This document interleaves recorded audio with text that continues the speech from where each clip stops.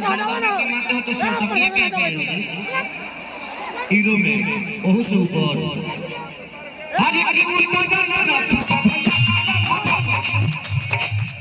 पूजैया होता है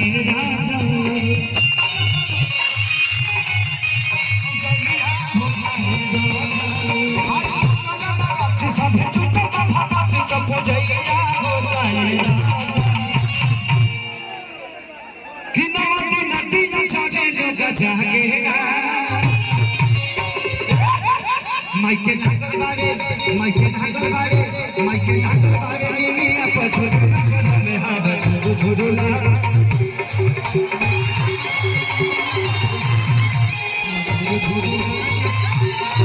माइके नागल बारे निमिया पछुला झुरुला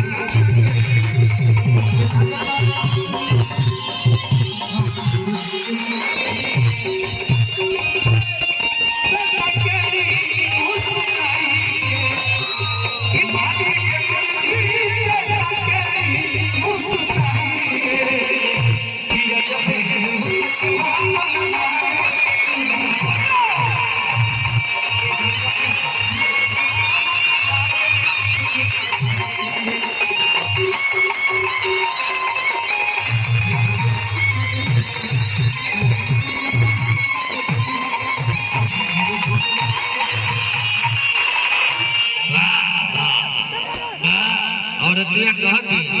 ऐसे कि चढ़ते दशहरा माई के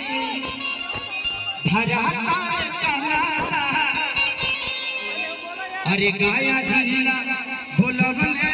केसरिया में बने ललसा कि चढ़ते दशहरा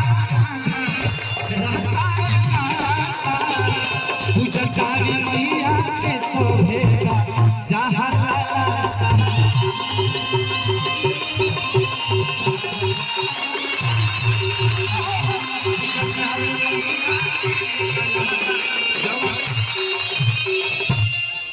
लवी प्रिंस इतनी छोटी उम्र में आपने जो कारनामा कर दिया है बहुत कम ऐसे लोग होते हैं वो माँ खुश नसीब है वो पिता खुश नसीब है यहाँ की जगह खुश नसीब है कि आज आपके वजह से इस धरती को एक इतना बड़ा सैलाब बहुत कम ऐसे देखने को मिलता है। आज 3-3.5 लाख की जनता है ये ईश्वर करे कि ऐसे ही हर साल तुम गृह प्रवेश करो इस घर में इस जगह पे एक नहीं कम से कम हजारों घर बनाओ और ऐसा ही गृह प्रवेश करते रहो कि जब भी जाना नहीं न भागेगा माइके लागल बारे मिया बजोली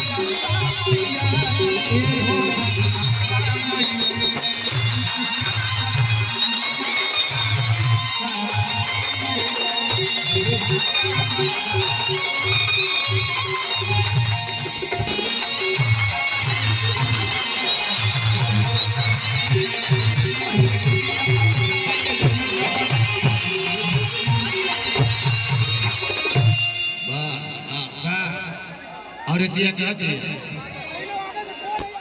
कि अखिलेश ये है अखिलेश कश्यप इनको कौन नहीं जानता है विवाद यही से शुरू होता है और यही तक खत्म और हमारे बहुत अच्छे राइटर आइए आप ही आ जाइए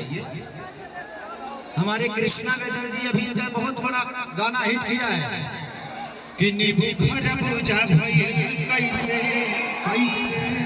और बहुत प्यारा हमारे भाई हैं हम दोनों एक ही साथ पढ़े लिखे और आज जीवन में भी एक दूसरे के साथ रहे और काम कर रहे हैं। जोरदार दोनों राइटर के लिए बजा दीजिए, जोरदार ताली हल्ला करके पगला कृष्ण सुदामा, वो सुदामा इधर कृष्ण चल रहे हैं। संजीव हमारा भाई, बहुत प्यारा भाई है, और आज इन्हीं के सौजन्य से कार्यक्रम भी हो रहा है, तो दिल से थैंक यू संजीव। ऐसे ही सैलाब के साथ जिंदगी को चलाते रहो, ये बहुत कम ऐसे लोगों को नसीब होता है। अगर हम नेता होती तो हाथना भीड़ ना भाई, हम सबके हैं इसलिए सब लोग खेसारी को प्यार करने आया है। एक हल्ला करके आशीर्वाद दो हमें, आई लव यू। कि अखिलेश से जगती देखा अरे लहकारी, अरे सिर झुकाता तेरे बाबू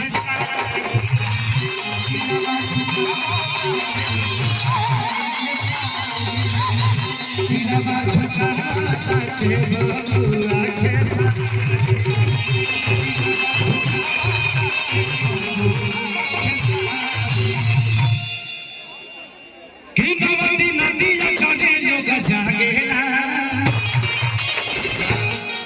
माइके लागवारे माइके लागवारे माइके लागवारे मिया पजुर में हवा जुरु जुरु